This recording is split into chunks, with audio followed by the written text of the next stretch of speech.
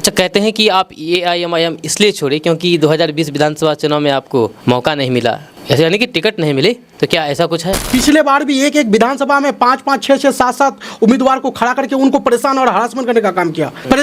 पैसे खर्चा करवाए, लेकिन टिकट उन्होंने किसी एक को दिया। और ऐसे भी नहीं किसी खास कार्यकर्ता को, जिन लोगों ने दिन रात मेहनत किया हो, किसी भी कार्यकर्ता को टिकट नहीं दिया। किसी नौजवान साथियों को पिछले बार टिकट नहीं दिया। यही तो मुझे नाराजगी है कि जिस पार्टी के लिए सबसे ज्यादा नौजवानों की कुर्बानी, एक भी नौजवान बताइए सीमांचल से टिकट दिया हो, एक भी खालिज कार्यकर्ता को टिकट दिया हो। आप किशनगंज को बदनाम करने की बात कर रहा है कि यहाँ हिंदुओं के साथ जुल्म ज्यादती हो रहा है। मैं इसी किशनगंज के उसी रुईधासा मैदान की बात कर रहा हूँ। एक हमारे मुस्लिम भाई, एक हमारे दोस्त ने मंदिर के लिए जमीन दिया है, आपको भी मालूम है, मंदिर के लिए जमीन उन्होंने वहाँ दिया है।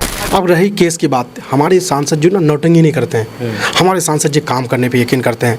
एक दिन भी अगर उसको वहाँ लोकसभा में अगर छुट्टी मिलता है तो वो किशनगंज आते हैं और आवाम के बीच में रहते हैं। केस करना इसका मतलब कि नौटंकी? ये नौटंकी है। कुछ लोगों को सिर्फ वो चाहता है कि इसका नाम बजा करके हम राजनीति करेंगे। देखिए, जिस पर केस किया गया वो खुद एक कैबिनेट मिनिस्टर है, वही प्रदीप सिंह जिसकी बात करते हैं, वो तस्लीमुद्दीन का एक वक्त में झोला ढोने का काम कर रहा था। तस्लीमुद्दीन ने उसको राजनीतिक में पैदा किया। आज वो उसी मुसलमान के बीच में रह करके आज उस मुसलमान के खिलाफ नफरत उगलने का काम कर रहे हैं, नफरत फैलाने का काम कर रहे हैं। शर्म आनी चाहिए उनको। लेकिन यहाँ पर देखा जाता है कि कांग्रेस पर परिवारवाद का आरोप लग रहा है। चाहे खैर ऊपर की बात तो छोड़ दीजिए, अपने किशनगंज की बात कर ले, क्योंकि यहाँ पर डॉक्टर जावेद साहब से पहले परिवार के लोग थे। डॉक्टर जावेद साहब आए, फिर डॉक्टर जावेद साहब अपनी अम्मी को लेकर के आ गए। उसके बाद अब देखते हैं, हाल फिलहाल देखते हैं कि कहीं भी अगर कोई इंटरव्यू होता है या फिर प्रेस कॉन्फ्रेंस होता है तो डॉक्टर जावेद साहब अपने बेटे को बगल में बैठाते हैं। कहीं उसकी तैयारी तो नहीं चल रही है बेटे को आगे बढ़ाने? अब जिनकी बात आप कर रहे हैं एमआईएम का कि 4 से 40, वो तो लोकसभा में भी पहले ही वो लोग काउंटिंग से पहले ही घोषित कर दिए थे कि हम लोग जीत रहे हैं, जश्न मना रहे थे, 5 लाख से ज़्यादा वोट लेके आएंगे। 3rd पोजीशन में आए साहब, वो भी मतलब 3rd पोजीशन में भी आए तो बहुत मार्जिन और बहुत ही डिफरेंसेज रहा है। तो वो छोड़िए, बड़ी बड़ी बात कहते हैं कुछ लोग। कांग्रेस में एक डिसिप्लिन है, वहाँ एक प्रोटोकॉल है। एमआईएम में नहीं? लेकिन एमआईएम में ये डिसिप्लिन, ये कोई प्रोटोकॉल वगैरह वहाँ कुछ भी नहीं है। वहाँ इस तरह की चीज़ें मैंने नहीं देखा। वहाँ मतलब आज आए कल जाकर के लोग विधायक का प्रत्याशी बन जाते हैं। वहाँ कोई प्रोटोकॉल नहीं, कोई रूल रेगुलेशन नहीं मुझे नजर आया। स्वागत है आपका दोस्तों केडीवी लाइव में। मैं हूँ फिरदौस गनी। अभी मेरे साथ मेहमान है असद इकबाल साहब, जो कि कांग्रेस जिला उपाध्यक्ष हैं। जैसे कि आपको पता होगा कि असद इकबाल साहब कुछ दिन पहले एआईएमआईएम में थे, अब एआईएमआईएम छोड़ करके कांग्रेस में शामिल हुए हैं। और असद इकबाल साहब का मेरा आज पहला इंटरव्यू है स्टूडियो में। और जैसे कि आपको पता है कि केडीवी लाइव अपने सवालों से समझौता नहीं करता है और कड़े और तीखे सवाल पूछता है, तो हम भी आज असद इकबाल साहब के साथ बैठे हैं और कड़े और तीखे सवाल पूछने की कोशिश करेंगे। और जो भी सवाल होगा वो सारे जेन्युइन सवाल होगा, आम जनता से जुड़े हुए, आम मुद्दों से जुड़े हुए सवाल होगा। तो शुरुआत करते हैं। सबसे पहले असद इकबाल साहब, आपका केडीवी लाइव में बहुत बहुत स्वागत है। बहुत बहुत शुक्रिया सर, आपने अपने चैनल केडीवी लाइव में मौका दिया, इसके लिए दिल की गहराइयों से आपका शुक्रिया अदा करते हैं। आपका भी शुक्रिया स्टूडियो में आने के लिए। तो सबसे पहले आपसे सवाल है कि आप एआईएमआईएम छोड़े कांग्रेस में शामिल हुए, क्यों, वाई? हाँ, ये तो बहुत एक पुरानी भी सवाल हो गया सर, क्योंकि हाँ कॉमन सवाल है और पिछले कई महीना हो गया। इलेक्शन से पहले ही हमने एमआईएम को अलविदा कहा था। देखिए, एमआईएम को छोड़ने का वजह यह है कि जहां आप एक मुद्दत, मैंने लगभग तकरीबन वहाँ 10 साल अपना वक्त दिया और जिसके रहनुमाई में, जिसकी सरपरस्ती में हम काम कर रहे थे।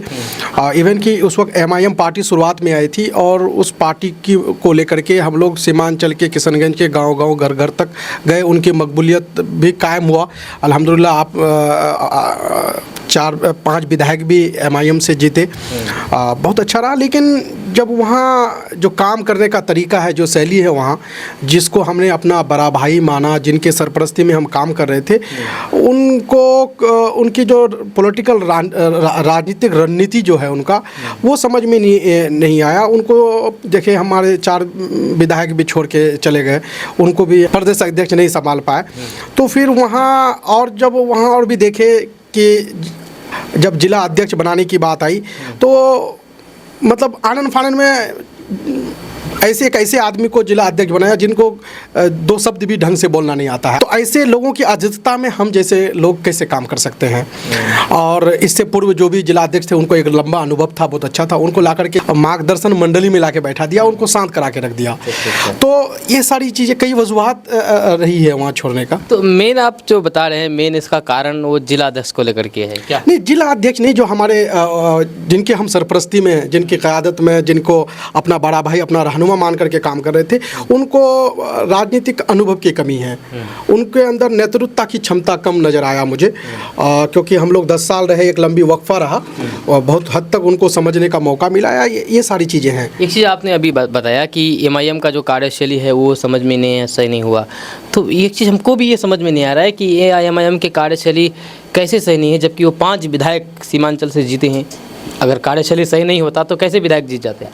देखिए, यकीनन ये तो एमआईएम के छोटे एमआईएम के कार्यकर्ताओं का ये देन है कि उन लोगों ने दिन रात मेहनत करके एक जुनून, एमआईएम के जो भी कार्यकर्ता हैं, जो भी उनके सहयोगी हैं, बहुत ही जुनूनी हैं, दिल से काम करते हैं वहाँ, ये नो डाउट।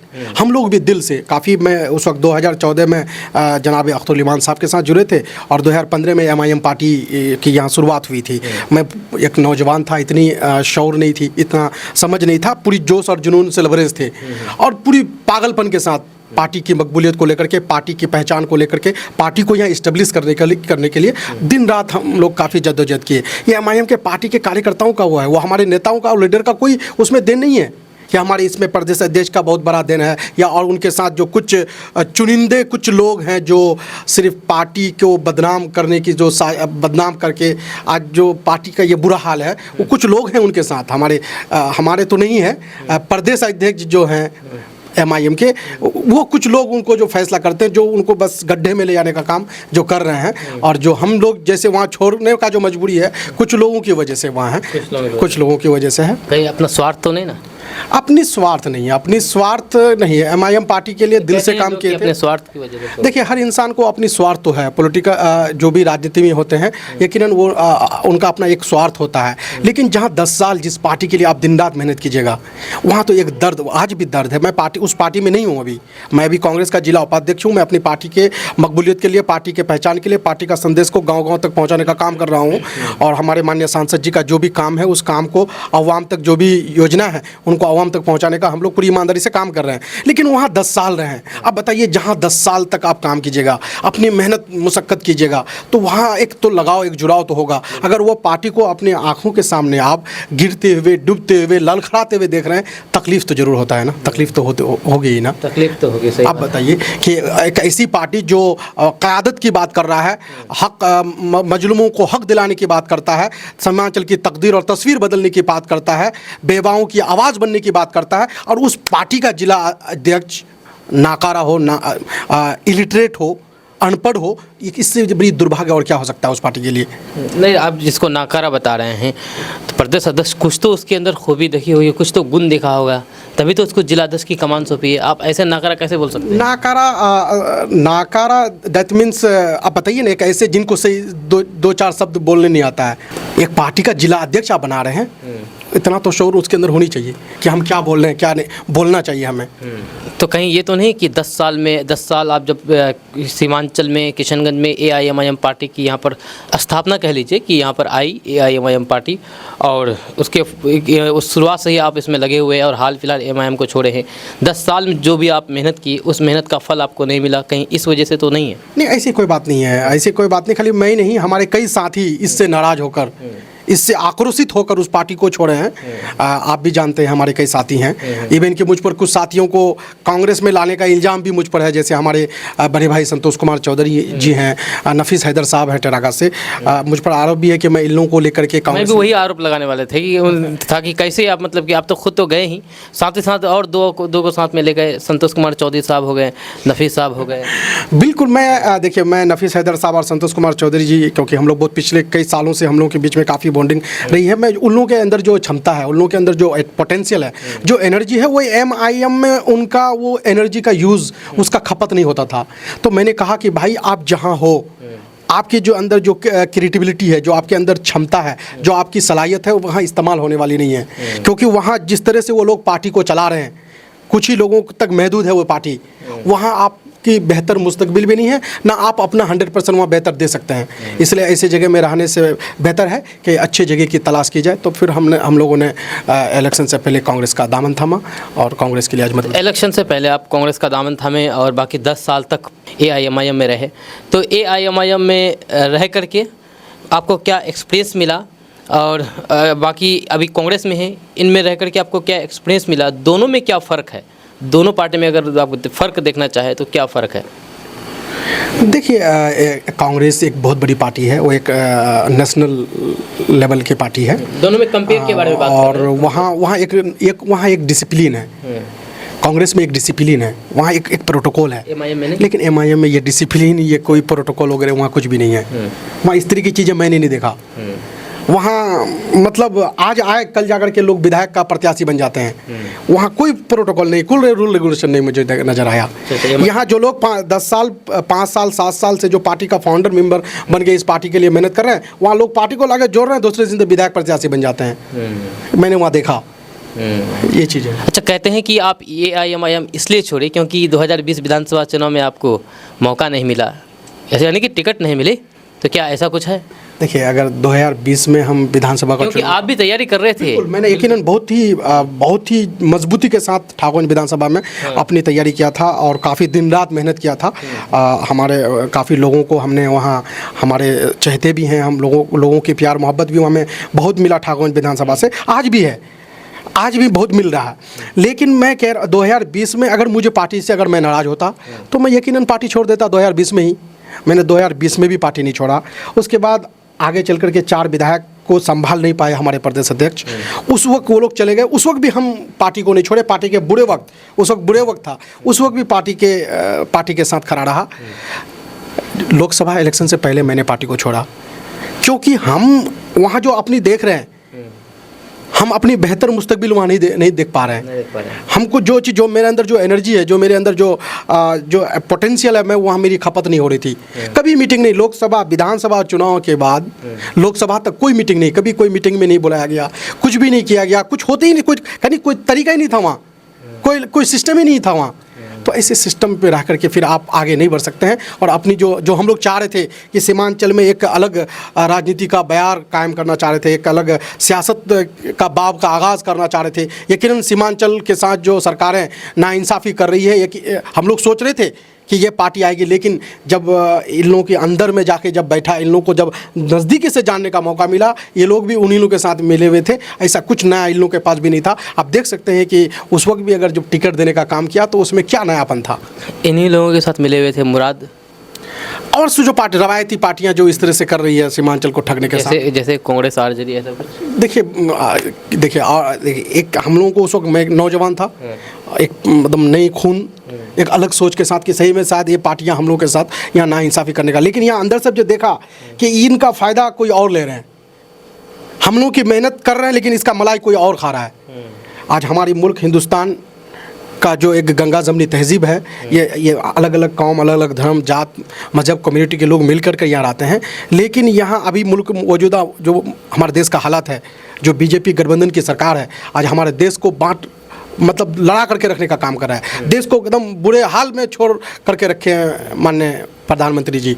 उस वक़्त हम लोगों को सोचने की ज़रूरत है कि इस देश को कैसे बचाया, देश के संविधान को कैसे बचाया है, हमारे देश की आपसी भाईचारा, जो हमारे जो एक मोहब्बत है, इनको कैसे बरकरार रखा जाए। आए दिन देख रहे हैं, अभी 2 दिन पहले आपका भागलपुर में आपका काली पूजा के विसर्जन के मौके पे वहाँ जाकर के मस्जिद पे भगवा झंडा फहरा करके एक नफ़रत का माहौल कायम करने का काम शुरू कर रहे हैं हमारे बिहार में इस तरह से। तो हम लोग को सोचना पड़ेगा। और जहाँ मैं था, मुझे लग रहा था कि यहाँ फ़ायदा कोई और ले रहा है इसका, तो हम लोग जो हमारे देश को जो लेकर चलने की क्षमता जिसके अंदर है, वो है कांग्रेस पार्टी। माननीय राहुल गांधी जी की नेतृत्व में, हमारे माननीय सांसद डॉक्टर जावेद साहब की सदारत में, उनके सरपरस्ती में अभी हम लोग काम कर रहे हैं। अच्छा, 2025 विधानसभा चुनाव बहुत नज़दीक है, आने वाले हैं, इसकी तैयारी में भी लग गए हैं, आप लोग भी लग गए हैं, सभी पार्टी लग गए हैं, ऐसी बात नहीं है। तो 2025 विधानसभा चुनाव में अगर आपको मौका मिलते हैं, क्योंकि एआईएमआईएम में रहकर कोई मौका नहीं मिला, तो ऐसे में अगर कांग्रेस में रहकर के अगर मौका मिलता है तो क्या आपका प्रायोरिटी क्या रहेगा और कौन सा विधानसभा रहेगा? देखिए, मेरा है ना, सिर्फ चुनाव लड़ना ही कोई पर्पस नहीं है। मैं एमआईएम में भी जुड़ा था तो चुनाव लड़ने के लिए नहीं। अगर मुझे चुनाव ही सिर्फ लड़ना होता ना, जिस तरह एमआईएम टिकट 2020 में नहीं दिया था, तो मैं उसी वक्त छोड़ करके आरजेडी, कांग्रेस, कई जगह से उस वक्त भी ऑफर था, चले जाते। ऐसा कोई मनसा नहीं है। लेकिन हाँ, पॉलिटिक्स में हूँ, राजनीतिक में हूँ, यकीनन मैं इलेक्शन लड़ना चाहता हूँ। आज भी मैं अपने क्षेत्र में पूरी तरह से सक्रिय हूँ, क्योंकि पिछले 2020 में जब विधानसभा का तैयारी के लिए काम किया था तो बड़ी इलेक्शन लड़ना चाह रहा था, तो घर घर तक हमने गया था। आज भी जा रहे हैं। बहुत कुछ आप लोगों को तक या सोशल मीडिया के माध्यम से मैं चीज़ नहीं दिखाना चाहता हूँ कि अपने विपक्षियों को एक्टिव ना हो जाए, तो इसलिए मैं काम मेरा जारी है। आज भी मैं क्षेत्र में डेली होता हूँ। अभी सांसद जी के भी बहुत सारे काम को हम लोग कर रहे हैं, तो उनके लिए तो और भी क्षेत्रों में जाना पड़ता है। बस कुछ ही चीज़ें हैं जो हमको अच्छा, आप जो कह रहे हैं कि मैं चुनाव लड़ने के लिए मतलब कि राजनीति में नहीं हूँ, अपना सेवा भाव के लिए, तो 2020 विधानसभा चुनाव में आपकी तरफ से भी काफ़ी जोर शोर से तैयारी की गई कि हम भी अपना विधानसभा लड़ेंगे ठाकुरगंज विधानसभा। और बहुत सारे लोग ये भी आरोप लगा रहे हैं, जैसे पहले ही ये आपसे सवाल कर लिए कि आप AIMM इसलिए छोड़े क्योंकि आपको टिकट नहीं मिला, तो फिर आप ये सवाल कैसे कर सकते हैं कि नहीं हम ये मतलब कि चुनाव लड़ने के भाव से मैं राजनीति नहीं कर रहा हूँ? मैं ये कह रहा था कि ऐसा नहीं कि हमको एकदम चुनाव लड़ना है। चुनाव तो लड़ना है, पॉलिटिक्स में है, राजनीति में चुनाव तो लड़ना है। ऐसा नहीं है कि हम MIM में जो जुड़े थे तो हमको इलेक्शन ही लड़ना है, ऐसा नहीं है। आज भी कांग्रेस में आए हैं तो ऐसा नहीं है, लेकिन इलेक्शन तो लड़ना है। महागठबंधन है, हमारी कांग्रेस पार्टी अगर हमें टिकट देती है तो हमें इलेक्शन लड़ाने का काम करते हैं। हम 100% हम पूरी तरह से तैयार हैं, क्योंकि हम क्षेत्र में पूरी तरह से अपना काम कर ही रहे हैं, एक्टिव हैं, तो लोगों से जुड़े हुए हैं। वही आपसे सवाल है कि कौन सा विधानसभा रहेगा अगर आपको? अगर मैं तो ठाकुर विधानसभा से हूँ, मेरा वो अपना क्षेत्र है। अगर मुझे हमारे महागठबंधन या कांग्रेस पार्टी ने अगर मुझे टिकट दिया तो मैं ठाकुर से ही इलेक्शन लड़ूंगा इंशाल्लाह।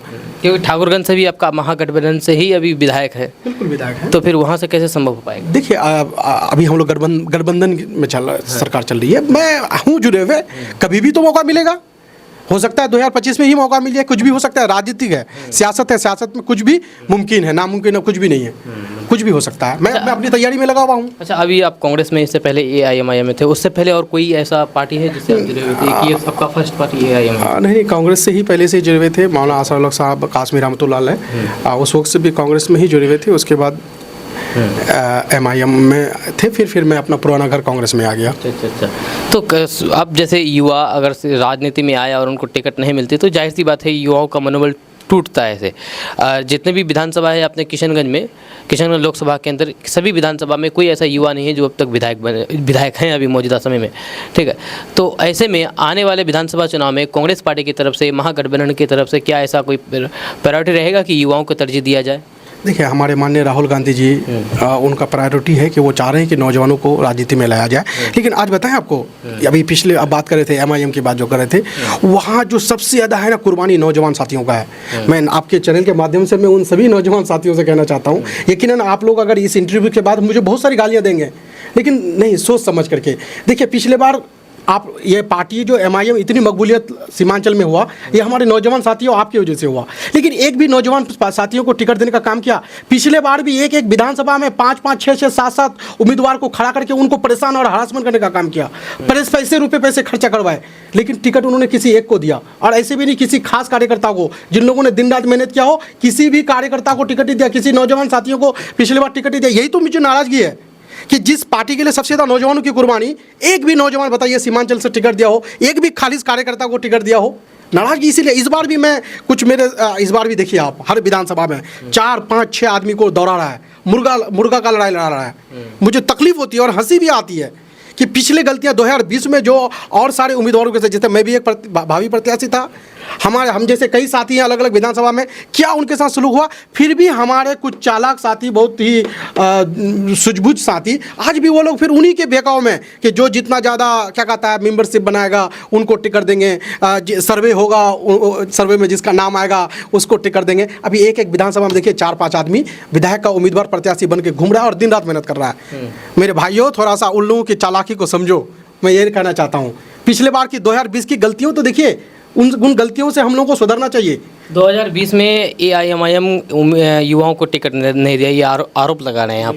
तो महागठबंधन से कितने युवाओं को टिकट दिया गया? ऐसा नहीं है कि महागठबंधन में, देखिए इससे पहले भी तौसीफ साहब इलेक्शन लड़ रहे थे ना, क्या वो नौजवान नहीं थे? हमारे सऊद असरार साहब भी ठाकुरगंज विधानसभा से हैं, वो एक नौजवान है। इजहार हसन साहब हैं, क्या ये नौजवान की कैटेगरी में नहीं आते हैं? नौजवान है ये लोग, और भी विधानसभा में हैं पूरे बिहार के। हमारे कांग्रेस पार्टी हर तबके के ख्याल रखते हैं, हर कम्युनिटी का ख्याल रखते हैं।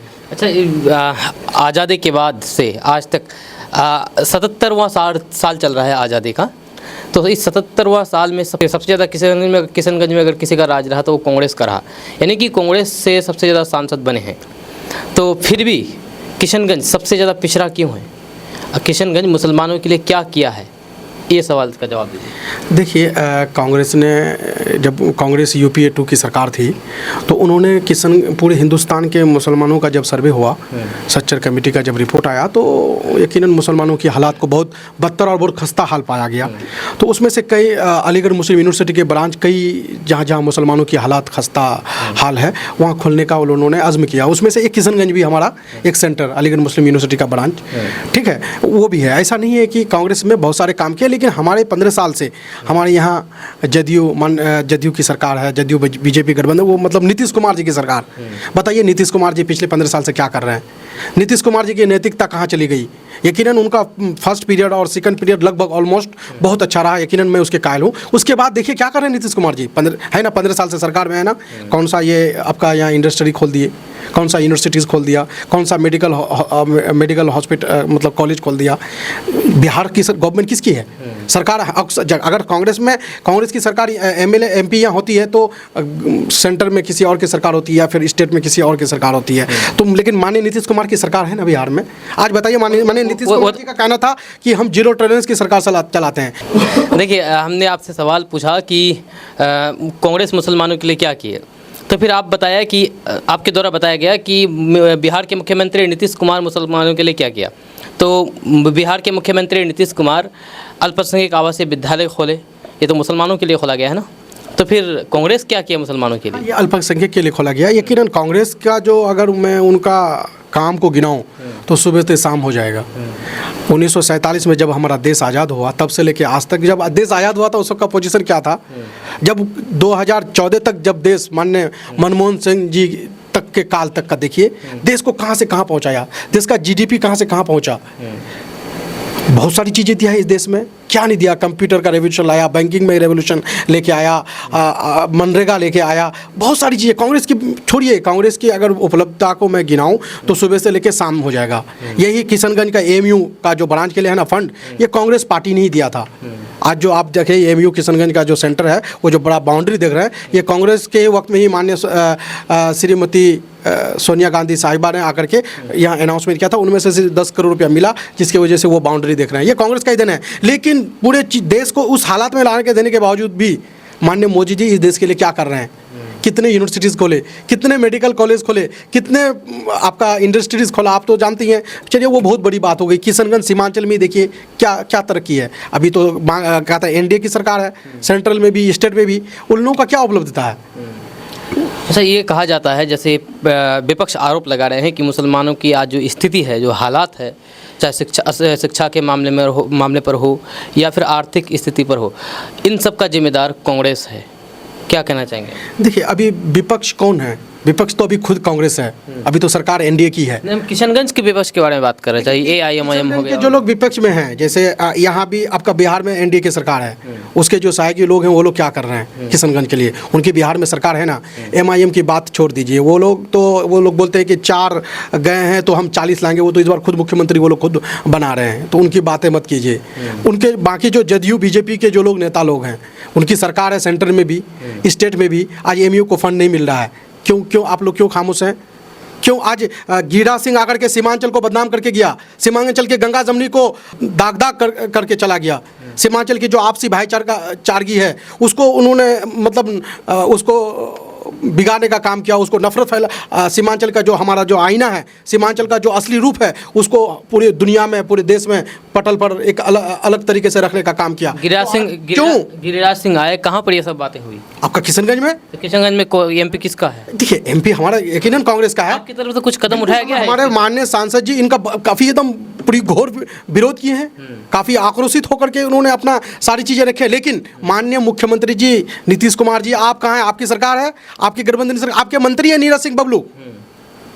आप बोल रहे हैं कि मैं नैतिकता पर सरकार चलाता हूँ, जीरो टॉलरेंस भी सरकार चलाता हूँ। वो सीधे बोल रहा है कि किशनगंज में हिंदू भाइयों को पूजा पंडाल लगाने देता है। मैं माननीय नीतीश कुमार जी, क्या आपको नहीं मालूम? नीरज सिंह बबलू जी, क्या आप आओ किशनगंज, छोड़ो अभी छठ के मौके पे आओ, आपको दिखाते हैं कि यहाँ हिंदू मुस्लिम भाई किस तरह से मिलकर छठ भी मनाते हैं। अभी तो दुर्गा पूजा कुछ दिन पहले गुजरा। दुर्गा पूजा पंडालों में हिंदू भाइयों से ज़्यादा मुसलमानों की भीड़, विसर्जन में हिंदू से ज़्यादा मुसलमानों की भीड़। नीरज सिंह बबलू जी, बड़ी बड़ी बात पटना में बैठ के मत करो, आओ सीमांचल किशनगंज की धरती पे दिखाते हैं। आ जाओ छठ पूजे पे यहाँ। और ये जो गिरिराज सिंह जी किशनगंज में नफरत फैलाने की कोशिश किया सीमांचल में, लेकिन यहाँ के हिंदू भाइयों को सैल्यूट कि उनको तरजीह नहीं दिया। आप वही बात करते हैं, रोहित हंसा मैदान में उसका जो स्टेज लगा वहाँ एक भी आदमी नजर नहीं आया। आप किशनगंज को बदनाम करने की बात कर रहे हैं कि यहाँ हिंदुओं के साथ जुल्म ज्यादती हो रहा है। मैं इसी किशनगंज के उसी रोहित हंसा मैदान की बात कर रहा हूँ। एक हमारे मुस्लिम भाई, एक हमारे दोस्त ने मंदिर के लिए ज़मीन दिया है, आपको भी मालूम है, मंदिर के लिए ज़मीन उन्होंने वहाँ दिया है। आज उसकी ज़मीन मुसलमान मतलब कि मंदिर के लिए ज़मीन दिया है जी, मुसलमान मंदिर के लिए ज़मीन दिया है, उसका मंदिर बन रहा है। ये किशनगंज है। और इस किशनगंज और सीमांचल की जो आपसी भाईचारगी है, ये जो हमारी आपसी मोहब्बत है, इसको ये बीजेपी और जदयू के नेताओं ने बदनाम करने की साजिश कर रहा है। तो नीतीश कुमार जी क्यों खामोश हैं? नीतीश कुमार जी के सहयोगी नेता लोग क्यों खामोश हैं? तो आपकी एमपी क्या कर रहा है? आपका एमपी हमारे कुछ MP क्या कदम उठा रहे हैं? क्या बात कर रहे हैं? हमारे माननीय सांसद जी इसके लिए काफ़ी मजबूती के साथ इन्होंने विरोध किए हैं, अपनी विरोध जताया है। देखिए, ये देश हमारा संविधान से चलता है, हम अपना संविधानिक दायरे के अंदर हम अपनी बात को रख रहे हैं, हम अपना विरोध दर्ज कर रहे हैं। अब रही केस की बात, हमारे सांसद जी ना नौटंकी नहीं करते हैं, हमारे सांसद जी काम करने पे यकीन करते हैं। एक दिन भी अगर उसको वहाँ लोकसभा में अगर छुट्टी मिलता है तो वो किशनगंज आते हैं और आवाम के बीच में रहते हैं। केस करना इसका मतलब कि नौटंकी हो ये नोटिंग है। कुछ लोगों को सिर्फ वो चाहता है कि इसका नाम बजा करके हम राजनीति करेंगे। देखिए, जिस पर केस किया गया वो खुद एक कैबिनेट मिनिस्टर है, उनकी प्रधानमंत्री उनका गृह मंत्री उनका, आपका चीफ मिनिस्टर उनका।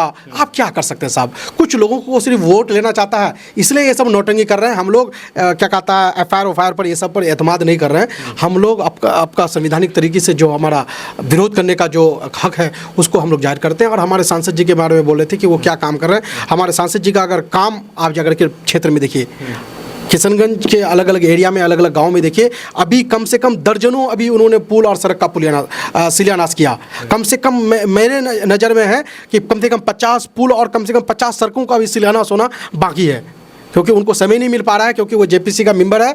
आपको वक्फ बोर्ड अमेंडमेंट बिल का उसको लेकर के काफ़ी बिजी है। पुल और सड़क का जो शिलान्यास होता है ये कागजों में होता है क्या? नहीं, देखिए, हमारे सांसद जी वही उसी सड़क का या उसी पुल का शिलान्यास करते हैं जिसका पहले काम ठेकेदार जिसका पहले काम शुरू कर देते हैं। नहीं, ये सवाल मेरा इसलिए है क्योंकि कुछ दिन पहले हमने एक वीडियो बनाया जाकर के ग्राउंड में जाकर के, वो खरखड़ी घाट वाला, वहाँ पर एक चचरी पुल बना करके लोग अपने खुद से श्रमदान करके चचरी पुल बनाया और उसका उद्घाटन किया गया। हम भी उसको जाकर कवरेज किए और ये अब वहाँ पर जाकर ये भी बताया कि ये खुशी की बात नहीं, ये दुख की बात है हम लोगों के लिए, किशनगंज वासियों के लिए। और इस जबकि सांसद खुद उस क्षेत्र के रहने वाले हैं, तो ये क्या जो शिलान्यास जो होता है ये क्या कागजातों में होता है? नहीं, ऐसी कोई बात नहीं है। वो पुल बहुत पहले ही पास हो चुका है। जिस पुल की आप बात कर रहे हैं वो बहुत पहले ही पास हो चुका है। बरसात था सामने में, इसकी वजह से काम शुरू नहीं हुआ है। और हमारे जो माननीय विधायक इजाजुल हुसैन साहब हैं जो वहाँ के, उन्होंने भी अपनी बाइट दे चुके हैं कि उनका सारा सब कुछ हो चुका है, टेंडर हो चुका है, काम शुरू होने वाला है। लेकिन अभी आवाजाही आगमन के लिए कुछ ना कुछ करना पड़ेगा, तो इसलिए वहाँ की अवाम ने, जनता ने मिलकर एक चचरी पुल बनाया सिर्फ जाने आने के लिए, बस उसका पुल का काम शुरू होने वाला है। आप जो खरखड़ी की पुल की बात कर रहे हैं, खरखड़ी पुल का काम तो चल रहा है साहब। कहाँ चल रहा है? तो कहाँ शुरू है खरखड़ी पुल? आपका जिस खरखड़ी पुल के लिए हम लोगों ने बहुत बड़ा आंदोलन किया था, उसका पुल का काम चल रहा है। वो तो चचरी पुल बना करके, नहीं, वो चचरी वो दूसरा पुल है। हाँ, तो वहीं पर एक पुल बनाने के लिए वो दूसरी बात कर रहे हैं कि ये चचरी पुल दूसरी जगह है जहाँ लोगों को अभी, क्योंकि पुल का काम चल रहा है, एक बहुत बड़ा पुल है। जिस अब खरखड़ी पुल की बात कर रहे हैं वो बहुत बड़ा पुल है, उसका काम तो चल रहा है, तो थोड़ा सा तो सब्र रखना पड़ेगा। अच्छा, चलिए, अच्छा, हम लोग बात हो रही थी गिरिराज सिंह पर, तो उस पर एक सवाल और भी मेरे जहन में आया। अररिया के सांसद प्रदीप सिंह खुलेआम, तो आपको भी पता होगा, खुलेआम माइक में और कैमरा के सामने में बोल रहे हैं कि अररिया में रहना है तो हिंदू बनना पड़ेगा। तो सीमांचल में इस तरीके की भाषा को लेकर के आप लोग क्या राय रखते हैं? देखिए, यकीनन उसका मैं उसके इस बयान का मैं खंडन करता हूँ। और वही प्रदीप सिंह जिसकी बात करते हैं, वो तस्लीमुद्दीन का एक वक्त में झोला ढोने का काम कर रहा था। तस्लीमुद्दीन ने उसको राजनीतिक में पैदा किया। आज वो उसी मुसलमान के बीच में रह करके आज उस मुसलमान के खिलाफ नफरत उगलने का काम कर रहे हैं, नफरत फैलाने का काम कर रहे हैं। शर्म आनी चाहिए उनको मालूम है कि सीमांचल की धरती ऐसा नहीं है। आज अररिया में रहना होगा तो हिंदू बनना पड़ेगा। उसके लिए उन्होंने माफ़ी भी मांगा है कि मुझसे गलती हो गई, मेरा स्लिप ऑफ टंग हो गया था। लेकिन मैं फिर भी कहना चाह रहा हूँ कि जिसके प्लेट में तुम खाए उसी को छेदा कर रहे हो। जिस तस्लीमुद्दीन ने तुम्हें नेता बनाया, उसी तस्लीमुद्दीन के रिश्तेदारों को, उनके भाई भतीजों को, उनके कुंबे को तुम गाली देने का काम कर रहे हो। शर्म आनी चाहिए प्रदीप सिंह। अच्छा, ऐसा जो मतलब बयान चल रहा है, गिरिराज सिंह हो या फिर नीरज कुमार बबलू हो या फिर प्रदीप सिंह हो, ये सारा बयान दे करके तो निकल जाते हैं, लेकिन बाद में यहाँ पर आम जनता उग्र होकर के कुछ ऐसा कदम उठाते हैं जो कि दोनों समुदाय के बीच में भेदभाव पैदा करने वाला है। जैसे कि भागलपुर में आपने देखा कि क्या भागलपुर में जो ये अभी घटना हुई हाल फिलहाल, दरगाह में चढ़ करके भगवा झंडा लहराया गया, तो कहीं इसी का ये साइड इफेक्ट तो नहीं है?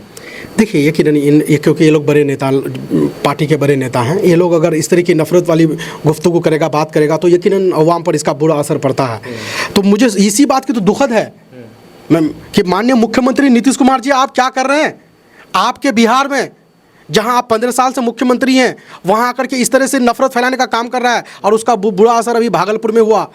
ये हमारे बिहार को भी और राज्यों की तरह, जिस तरह से यूपी में, जिस तरह मध्य प्रदेश में इस तरह की जो घटनाएं होती हैं, अब बिहार में भी ये शुरू हो चुका है। तो इसमें मुख्यमंत्री, माननीय मुख्यमंत्री, आपकी इंटेलिजेंस क्या कर रहा है, आपकी पुलिस क्या कर रही है, आप क्या कर रहे हैं, इसके लिए हमें बहुत मतलब सोचने योग्य बात है। बहुत बड़ी तकलीफ वाली बात है कि आपकी नैतिकता कहाँ चली गई।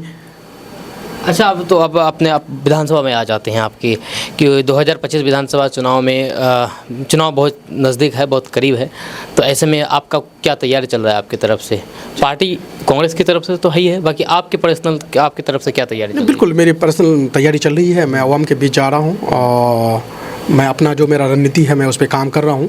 अब सारी चीज़ें मैं आपको तो मीडिया में नहीं बता सकता हूँ, और ना मैं सारी चीज़ें सोशल मीडिया में आजकल डालना बहुत ही बंद कर दिया। वही इसलिए हम ये सवाल पूछे, क्योंकि जो भी आप बता रहे हैं कि नहीं ग्राउंड में हैं, जाते हैं जहाँ भी कोई समस्या होती है, तो दिखता कहाँ है? हाँ, ये बात सही है कि क्योंकि ये कहीं आप तो फेसबुक के नेता बनकर तो नहीं रह गए हैं? नहीं, बिल्कुल क्यों ग्राउंड में दिखते नहीं है? हाल फिलहाल ये अभी चमकी बुखार का मामला सामने आया। अभी वो चमकी बुखार है क्या है, लेकिन बताया जा रहा है चमकी बुखार है दिगल बैंक में, जो कि 4 बच्चे की मौत हो चुकी है अब तक, तो उसमें भी आप नहीं गए। तो फिर अब ये नेता ग्राउंड में नहीं, अब फेसबुक के नेता बन के रह गए। नहीं, इसलिए तो मैं आजकल चीज़ों को फेसबुक में नहीं डाल रहा हूँ। मैं ग्रास रूट पे जाता हूँ, मैं सारी चीज़ों को फेसबुक में आजकल नहीं डालता हूँ, क्योंकि मुझे भी सही में फेसबुक का नेता नहीं बनना है। मुझे ज़मीन का लीडर बनना है, ज़मीन का नेता बनना है, इसलिए ज़मीन पे रहता हूँ। ज़्यादा सोशल मीडिया या वो सब में अपडेट मैं नहीं देता हूँ। मैं ज़मीन पे जुड़ा हूँ, अपनी इलेक्शन की तैयारी को लेकर लगा हुआ हूँ। हमारी पार्टी आला कमान अगर हमें टिकट देती है, तो मैं पूरी ताकत और पूरी एनर्जी के साथ इलेक्शन लड़ूंगा इंशाल्लाह। आला कमान अगर टिकट देती है तो आला कमान कांग्रेस का ही आला कमान, लेकिन यहाँ पर देखा जाता है कि कांग्रेस पर परिवारवाद का आरोप लग रहा है। चाहे खैर ऊपर की बात तो छोड़ दीजिए, अपने किशनगंज की बात कर ले, क्योंकि यहाँ पर डॉक्टर जावेद साहब से पहले परिवार के लोग थे। डॉक्टर जावेद साहब आए, फिर डॉक्टर जावेद साहब अपनी अम्मी को लेकर के आ गए। उसके बाद अब देखते हैं, हाल फिलहाल देखते हैं कि कहीं भी अगर कोई इंटरव्यू होता है या फिर प्रेस कॉन्फ्रेंस होता है, तो डॉक्टर जावेद साहब अपने बेटे को बगल में बैठाते हैं। कहीं उसकी तैयारी तो नहीं चल रही है बेटे को आगे बढ़ाने? ऐसी देखिए, ऐसी कोई बात नहीं है। और अगर उसके बेटी के अंदर अगर उतनी एनर्जी है, पॉलिटिकल उसका थॉट है, तो उनको आना चाहिए, आगे बढ़ के आना चाहिए। ये परिवारवाद नहीं है। आप और सारे पार्टियों में परिवारवाद नहीं है।